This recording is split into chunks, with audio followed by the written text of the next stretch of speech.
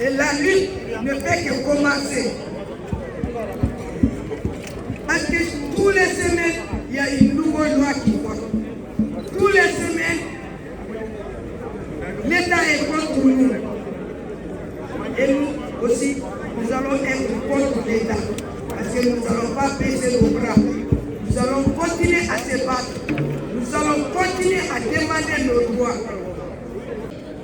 On ne va jamais avoir gain de cause en restant à la maison. En restant poussé sur nos lauriers, jamais on n'aura gain de cause. Chers camarades, nous vous disons que depuis qu'on était enfant, on dit que la France est le pays de droits de l'homme, liberté, égalité, fraternité. C'est faux. Donc pourquoi donc ici, il y a des situations incompréhensibles qui se déroulent ici? Autrement dit, il y a quelque part où ça ne marche pas bien. Donc c'est ce défi qu'il faut régler, chers camarades. Et nous avons espoir pour tous unis, les mains dans la main, nos forces unies, nos compétences, avec tous ceux qui sont épris de la défense des droits de l'homme. Il y en a pas mal, il y en a des milliers, on ne pas des millions en France. Des gens qui soutiennent, des gens qui soutiennent la lutte des droits humains. Et nos prédécesseurs, ils sont là, ils ont commencé la lutte. Saint-Bernard, c'est un symbole de la lutte de sans-papiers. En France et dans le monde, quand quelqu'un ne peut pas sortir librement, le matin vous sortez de votre chambre, vous avez la peau au ventre. De se faire contrôler par les policiers. Vous prenez un OQTF. Psychologiquement, vous avez 3 ans de prison. Vous ne pouvez plus faire de demande avec la loi actuelle. Vous prenez un OQTF, 3 ans, vous ne pouvez plus faire de demande. On est dans quel monde? Depuis mars 1996, je suis à vous voter pour votre demande de régularisation de séjour. C'est mon combat pour que vous ayez une reconnaissance juridique, libre circulation à travers le monde. Vous avez quitté votre pays, soit pour des raisons de guerre, réchauffement climatique, raisons économiques, pour votre survie et celle de vos familles restent au pays. Vous trouvez une vie meilleure et participer au développement de votre pays au travers de la création par vous-même d'associations villageoises de communicants.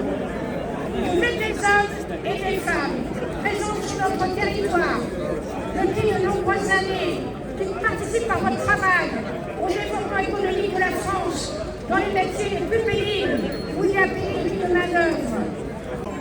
L'État vous maintient dans une situation de non-droit et dans une grande souffrance psychologique avec la peur des contrôles aux faciès qui s'exercent de plus en plus sur tout le territoire. La France et toute l'Europe doivent avoir une solidarité politique et naturelle des migrants. Nous, citoyens, nous devons crier notre colère face à ces milliers d'hommes et de femmes, d'enfants morts de Méditerranée, qui ont fait le plus grand cimetière du monde. 28 ans plus tard, qu'est-ce qu'il en est aujourd'hui? C'est toujours des personnes qui sont persécutées, des personnes qui sont fermées en centre de rétention, des personnes qui vivent dans la rue, dans des conditions indignes. Et aujourd'hui, c'est important d'être présent, important de montrer que la mobilisation persiste, que la mobilisation continue, malgré la répression qu'on a au quotidien. Malgré les cadavres qu'on a au quotidien de logement, de travail, c'est important d'être présent et on continuera. Je représente la politique des combats pour l'hébergement parce qu'en dehors, à l'hôpital de La Fontaine, ça fait 6 mois. Il y a les gens qui font 10 mois aussi, il y a les femmes enceintes. Par contre, moi, j'ai une fille, on doit à la rue il y a longtemps, on est fatigué. Toujours quand tu appelles le 115, on te dit qu'il n'y a pas de place. Les enfants sont obligés de dormir à la rue. On ne veut plus ça. Les places des enfants, c'est à l'école. On est fatigué. Toujours il n'y a pas de place. Comme enceinte, les hommes ne travaillent pas. Nous tous on va à la rue. On est fatigués. Par rapport à les enfants, on est trop fatigués. Toujours il n'y a pas de place. 5 étudiants, ça fait 10 mois. On dit qu'il n'y a pas de place. Il n'y a pas de place. On est fatigués. La plupart d'entre nous, il y en a qui vivent, il y en a qui sont à la retraite. Alors, après quelques mois, j'ai intégré le groupe. Lorsqu'on a quitté ici, on allait au groupe de travail. Peu de gens vivent aujourd'hui. C'est là que les choses ont commencé. Il y avait le mouvement. C'était le temps de Chirac lorsqu'il était Premier ministre. Les gens n'osaient pas sortir.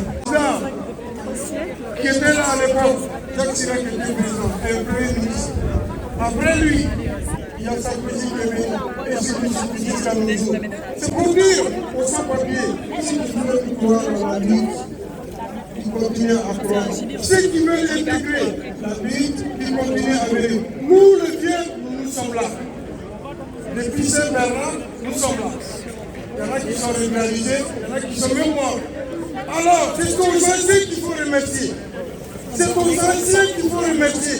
C'est parce qu'au Bangladesh, il y a récemment un gouvernement qui a été basculé, il y a plus de 600 personnes qui ont été tuées. Maintenant, ce sont les jeunes qui ont pris l'initiative et Dr. Minos est au tête du gouvernement. Et par la suite, il y a 2 ou 3 jours avant, on a connu aussi une inondation qui a touché plus de 1 million de personnes. Maintenant, on est tous entre guillemets de la galère parce que sinon, il y a la solidarité qui est organisée par les jeunes, par les étudiants et par tout le monde aussi. Pour ça, on a l'impression que le gouvernement est en train de préparer trop que les étrangers soient des sans-papiers. Le gouvernement fabrique des sans-papiers. C'est pourquoi Solidarité à Défense organise une manifestation le 26 septembre devant la CIA à 14 h. Je pense que vous serez là. On a besoin de votre soutien. Merci beaucoup. Merci. Merci à tous. Rendez-vous mardi, s'il vous plaît, à Créteil pour aller soutenir Chronopost. Bon courage à tout le monde. Faites attention quand vous rentrez. Merci.